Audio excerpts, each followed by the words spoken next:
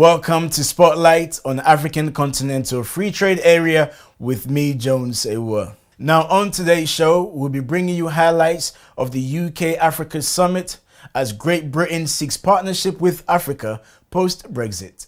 Also, Invest in Africa hosted a webinar with the panelists from different sectors to discuss fears and hopes of the AfCFTA, business and investors. The UK Department for International Trade brought together UK and African business and government leaders to discuss investment and partnership opportunities. Prime Minister Boris Johnson, in his welcome speech, talked about his ambition for the UK to be Africa's investment choice. Welcome everyone to this virtual UK-Africa Investment Summit. 1 year ago today, I spoke to many of you from London's O2 Arena, and on that crisp, sunny January day, we enjoyed an event brimming with the energy and opportunity of Africa.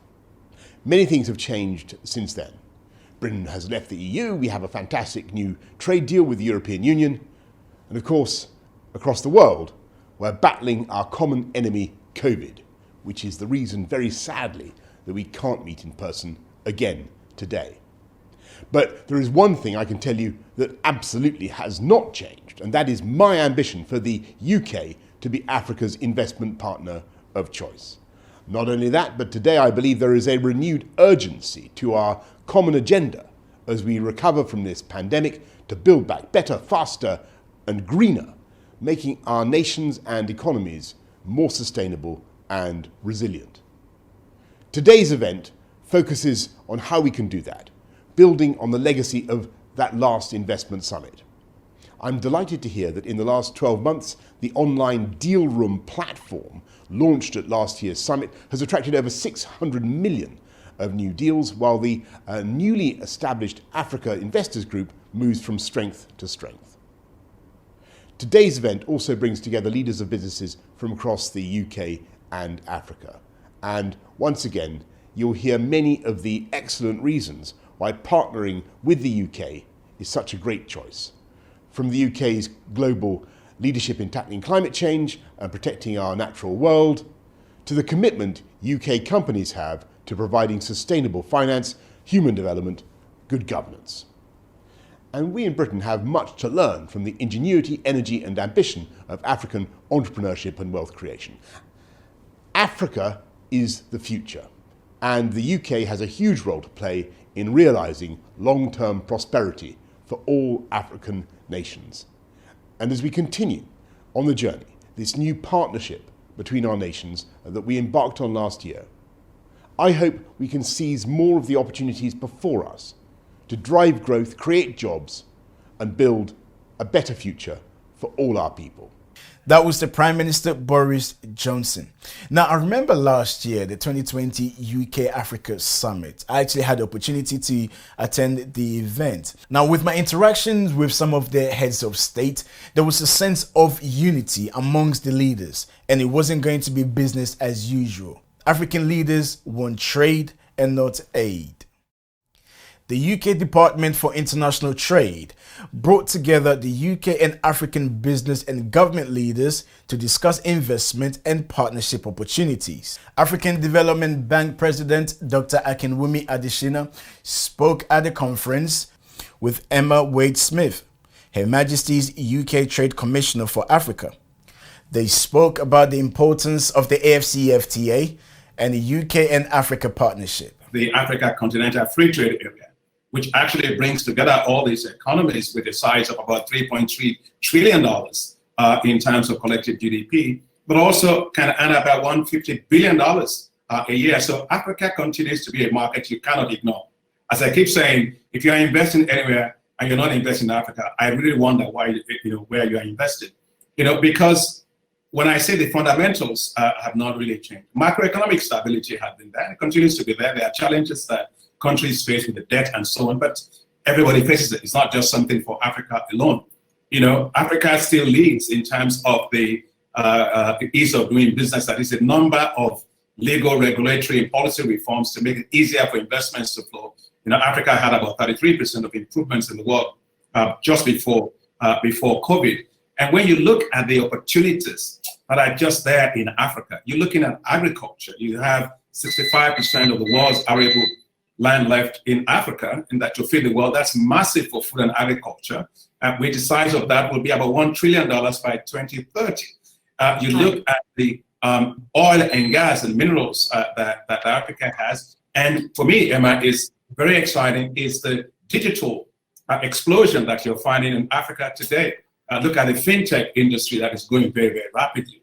And you begin to see a lot of mergers and also acquisitions across Africa. Mr. Adesina also touched on the lack of resources in place to assist women, young entrepreneurs, and how the UK and Africa can work together in those areas in Africa.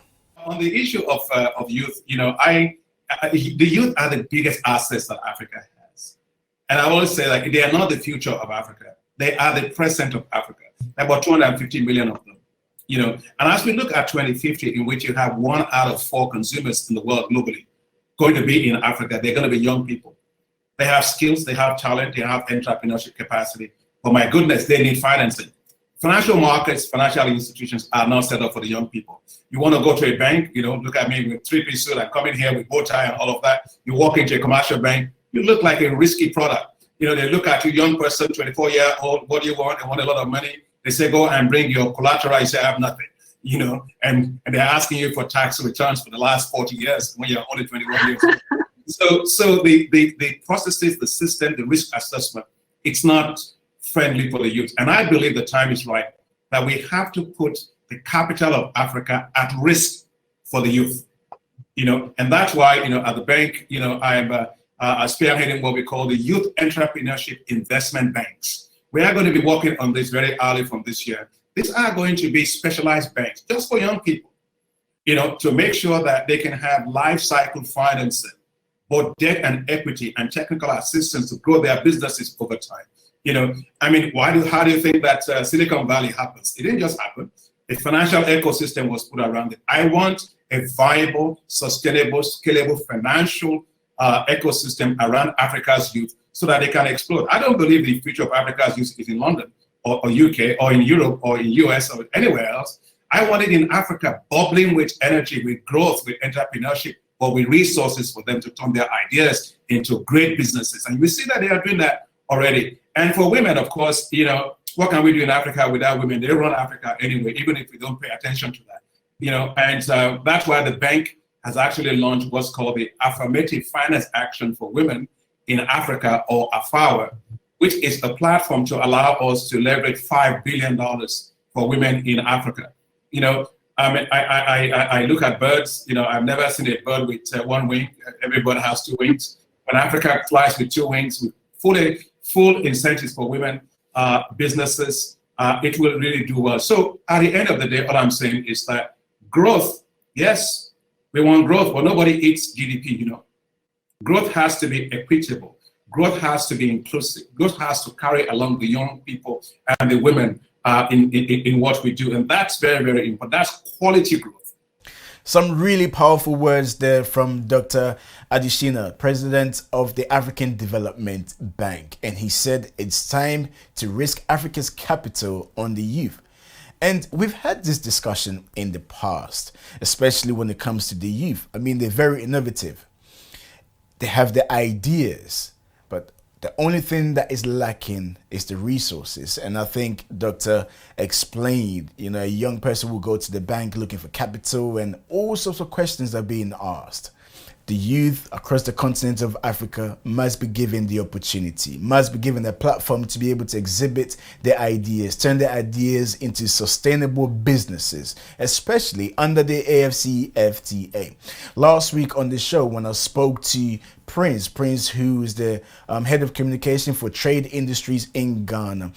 And he said they traveled around the whole country to let people know how they can capitalize on the AfCFTA.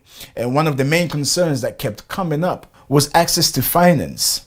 If trading under the AfCFTA will cause countries to set up institutions where SMEs can get access to capital, then the young and vibrant population of the continent will definitely take advantage of it and thrive.